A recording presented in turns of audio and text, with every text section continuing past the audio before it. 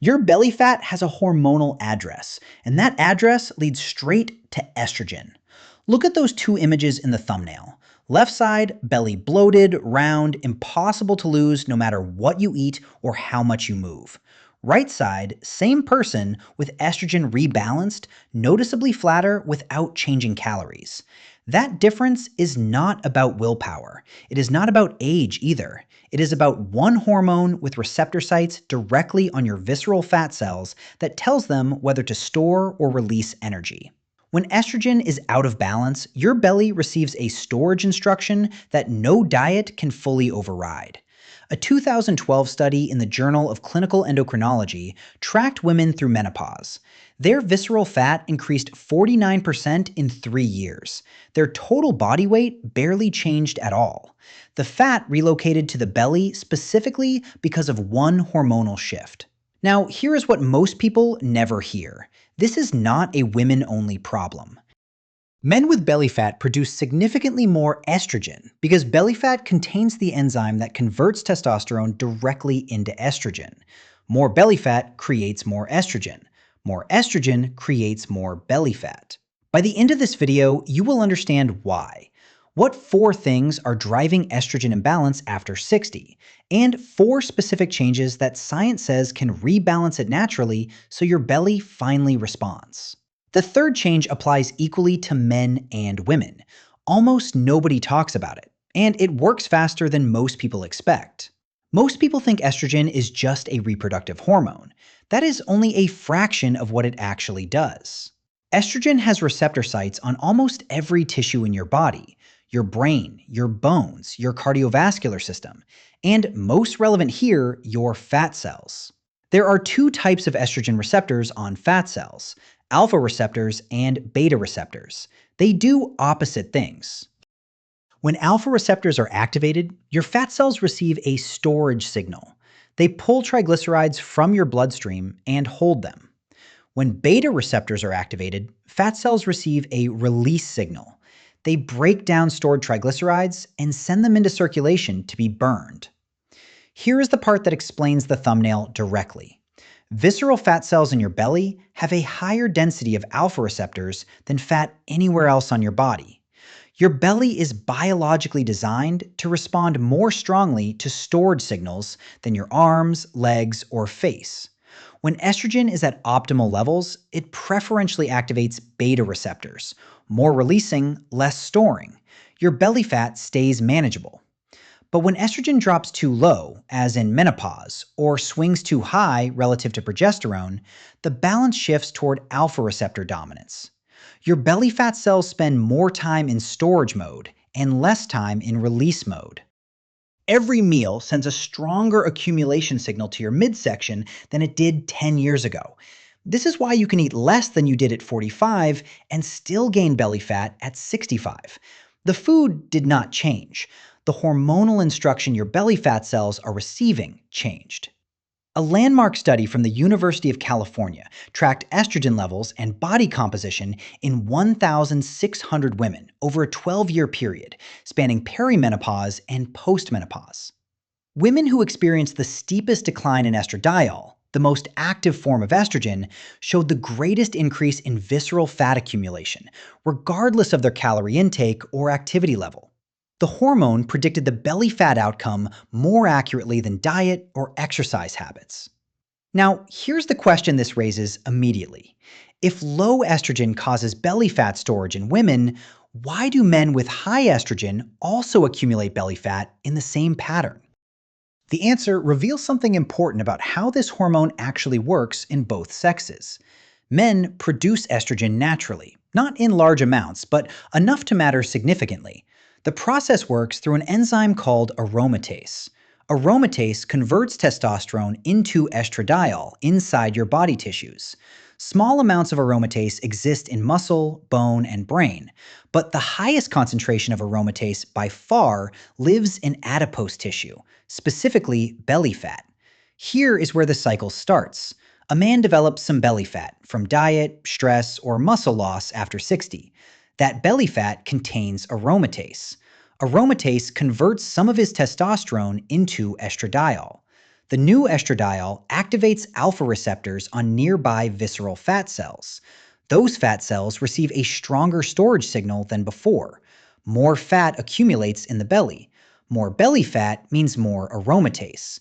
More aromatase means more testosterone converted to estradiol. The cycle feeds itself with every rotation. A 2010 study in the Journal of Clinical Endocrinology measured estradiol levels in men across different body composition categories. Obese men had estradiol concentrations 40% higher than lean men of the same age. Their testosterone was simultaneously lower because aromatase was consuming it to make estrogen. The result is a hormonal environment that looks more like estrogen dominance than normal male physiology. Belly fat that accumulates in a soft, rounded pattern, rather than the firm upper belly pattern of cortisol-driven weight gain. Difficulty building or maintaining muscle despite exercise because testosterone is being converted rather than available for muscle protein synthesis. And visceral fat that resists loss because estrogen is continuously instructing those fat cells to hold their contents. Many men experiencing this also report reduced energy, lower motivation, and reduced libido. These are not separate problems. They are downstream consequences of the same testosterone to estradiol conversion happening in their belly fat. Now, here is what makes this clinically significant for the video you are watching. Addressing estrogen balance is not just about reducing belly fat appearance. In men, reducing aromatase activity in visceral fat simultaneously raises free testosterone, which improves muscle preservation, metabolic rate, and insulin sensitivity. In women, supporting healthy estrogen metabolism reduces the alpha receptor dominance that is driving visceral fat accumulation after menopause. Same four interventions, different starting point, same belly fat outcome. So, what is making estrogen imbalance worse after 60 beyond the natural hormonal changes? There are four specific causes that research identifies consistently, and most people are exposed to at least 2 or 3 of them daily without realizing it. Cause number 1: xenoestrogens from your environment. Xenoestrogens are synthetic compounds that mimic estrogen in your body. They bind to estrogen receptors and activate them just like real estrogen does. But they do not follow the same regulation and timing that natural estrogen follows. They stay active longer and accumulate in fat tissue over time. Three main sources affect most seniors daily: BPA and BPS in plastic food containers, water bottles, and can linings; phthalates in personal care products, fragrance, and flexible plastic packaging; pesticide residues on conventionally grown produce, particularly the Dirty Dozen list. A 2009 study in Environmental Health Perspectives found that adults with higher BPA blood concentrations had significantly greater visceral fat accumulation and worse insulin resistance than those with lower exposure. The association held independent of diet and exercise habits. Cause number 2: reduced liver efficiency.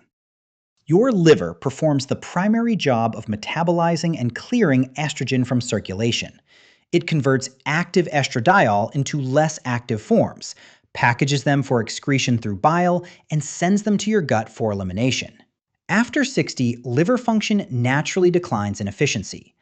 Alcohol consumption, even moderate regular amounts, competes with estrogen clearance for liver processing capacity. High intake of processed foods and refined oils increases liver inflammation, further slowing estrogen metabolism. The result is estrogen that circulates longer than it should before being cleared. Longer circulation means more time activating alpha receptors on your visceral fat cells. More time activating alpha receptors means stronger and more sustained fat storage signals. Cause number 3: gut dysbiosis reactivating cleared estrogen. This is why gut health and estrogen balance are inseparable after 60. Poor microbiome diversity does not just affect digestion and immunity. It actively keeps estrogen elevated by undermining your liver's clearance work. Cause number 4: inadequate dietary fiber. Estrogen that your liver successfully clears travels into your gut bound to fiber for excretion. Without adequate fiber in your digestive tract, that cleared estrogen has nothing to bind to. It sits in your gut longer, gets reabsorbed, and returns to circulation. The average adult in the United States consumes approximately 15 grams of fiber per day. The recommended intake for adults over 60 is 25 to 35 grams. That gap means a significant portion of cleared estrogen is being recycled back into the bloodstream daily in most seniors. Combined with the gut dysbiosis cause above, inadequate fiber creates a double reabsorption problem. Beta-glucuronidase reactivates packaged estrogen. Low fiber allows the reactivated estrogen unimpeded reabsorption. Both mechanisms running simultaneously explain why estrogen can stay elevated in postmenopausal women and in men with belly fat, despite the body's attempts to clear it. Now you understand all four causes. Environmental xenoestrogens adding to the total estrogen load, reduced liver efficiency slowing clearance, gut dysbiosis reactivating cleared estrogen, low fiber allowing reabsorbed estrogen back into circulation. The question now is, what specifically addresses each of these causes in a practical and evidence-supported way? These four interventions map directly onto the four causes. Each one addresses a specific mechanism. Together, they create a compounding effect on estrogen balance and visceral fat response. Intervention 1. DIM from cruciferous vegetables. DIM stands for diindolylmethane. Your body produces it naturally when digesting cruciferous vegetables like broccoli, cauliflower, Brussels sprouts, and kale. Here's what DIM does inside your liver. Estrogen gets metabolized through two main pathways. The 2-hydroxy pathway produces weaker, less active estrogen metabolites that do not significantly activate alpha receptors on fat cells. The 16-alpha-hydroxy pathway produces stronger, more active metabolites that do activate alpha receptors and promote fat storage. DIM shifts estrogen metabolism toward the 2-hydroxy pathway and away from the 16-alpha-hydroxy pathway. Less of the fat-promoting metabolite, more of the protective one. A 2011 study in the Journal of Nutrition tested DIM supplementation in both men and women for 4 weeks. Both groups showed significant shifts toward the favorable estrogen metabolism ratio. Both groups, men and women, same direction, same mechanism. Practically, half a cup of cooked broccoli daily provides enough indole compounds to generate meaningful DIM production. Cooking does not destroy the relevant compounds. But chewing thoroughly matters because the enzyme that creates indoles is activated by mechanical breakdown of the plant cell walls. Intervention 2. Ground flaxseed for estrogen excretion. Flax seeds contain lignans, a specific type of phytoestrogen that behaves very differently from xenoestrogens. Lignans bind weakly to estrogen receptors and actually block stronger estrogens from occupying those same receptor sites. They also directly bind to excess estrogen in the gut and carry it out through excretion, rather than allowing reabsorption.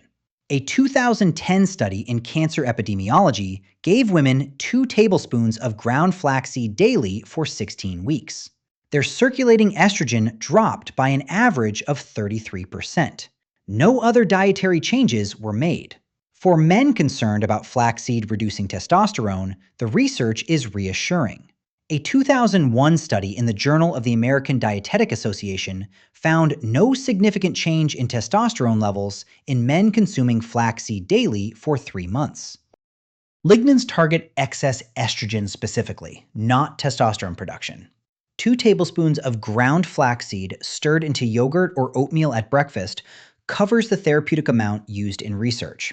Whole flax seeds pass through largely undigested, so ground is essential for the effect.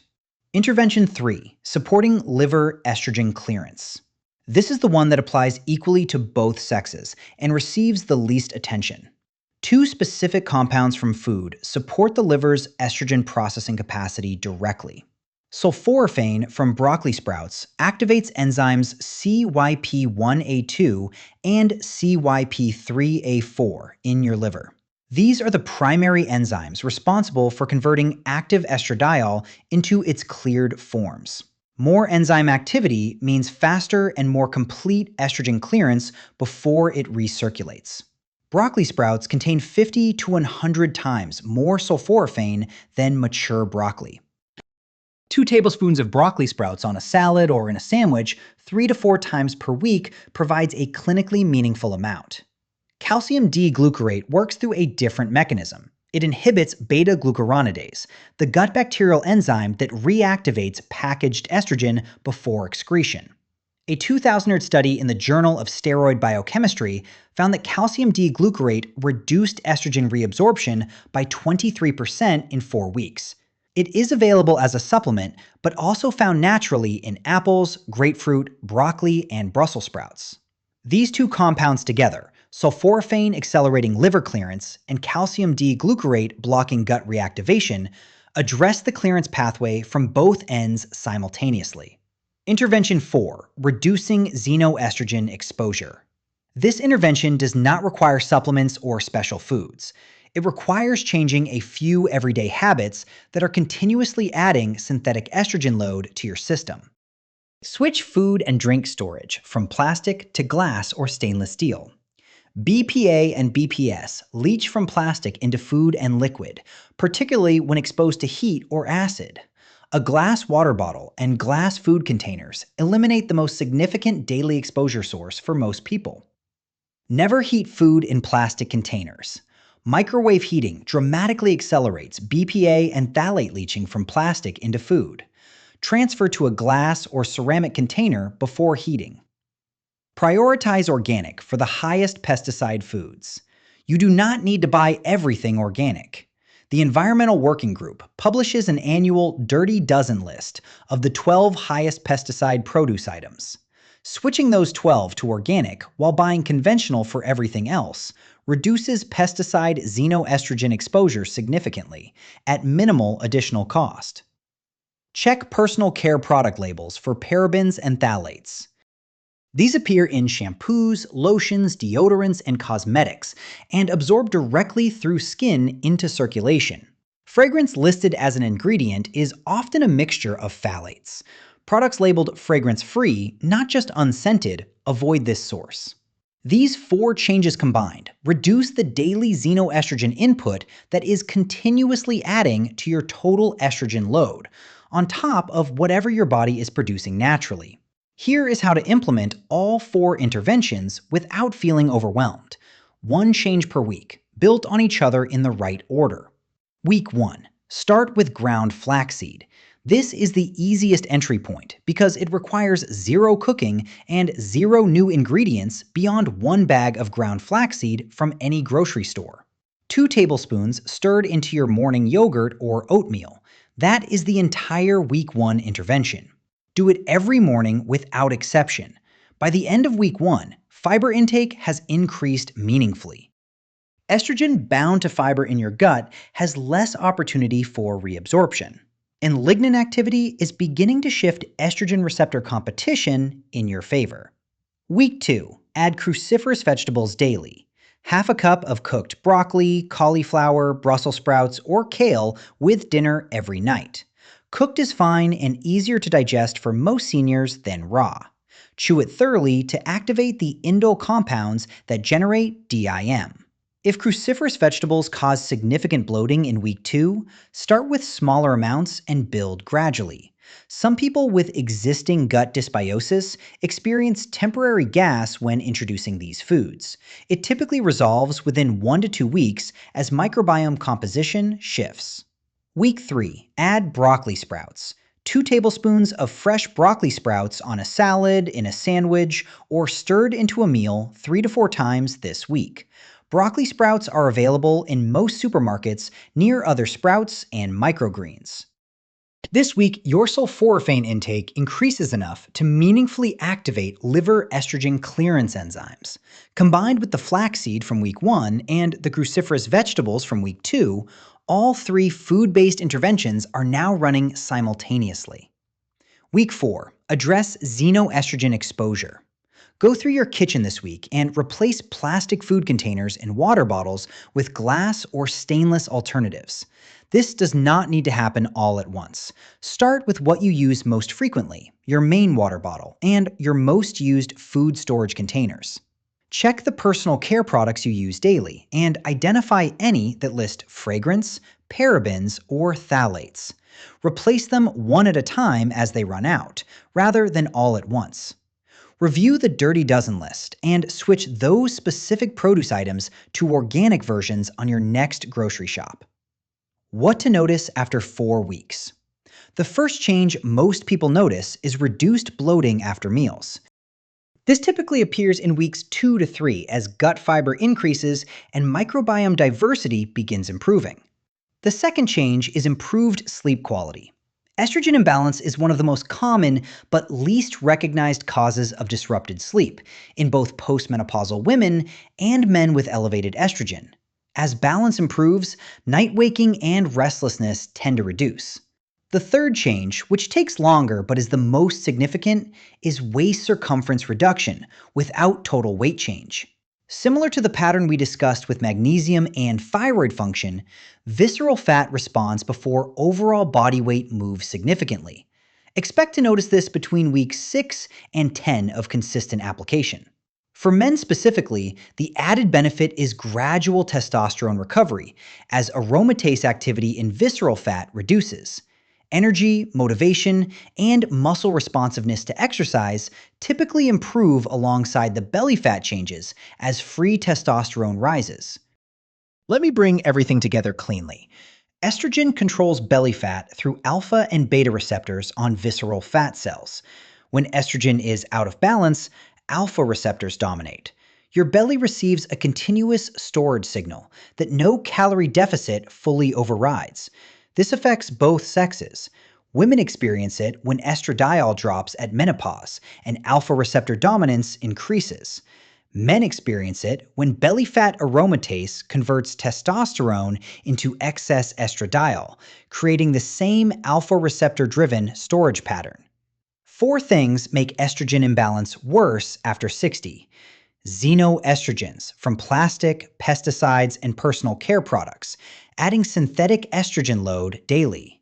Reduced liver efficiency, slowing estrogen clearance as you age. Gut dysbiosis, reactivating cleared estrogen through beta-glucuronidase before it can be excreted. Low dietary fiber, allowing reabsorbed estrogen back into circulation unimpeded. 4 interventions address those 4 causes directly. Ground flaxseed daily to increase estrogen excretion through fiber binding and lignin activity.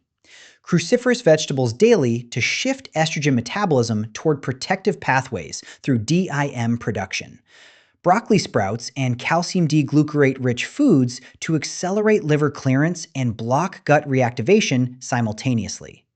Reducing plastic, pesticide, and synthetic fragrance exposure to lower the daily xenoestrogen load your body has to process. 4 weeks, 1 change per week, all 4 running together by the end. Now, I want to hear from you. Are you watching this as a woman dealing with postmenopausal belly fat, or as a man who noticed fat accumulating differently after 60? Drop it in the comments below. I read every single one, and the answer helps me understand what to cover next. If this video explains something that nothing else has clearly connected before, subscribe to What Science Reveals. Real mechanisms, real research explained in plain language every week. And if you want to understand how gut bacteria connects directly to the estrogen reabsorption problem we discussed today, that video is right here. The 2 topics are more linked than most people realize. See you in the next one.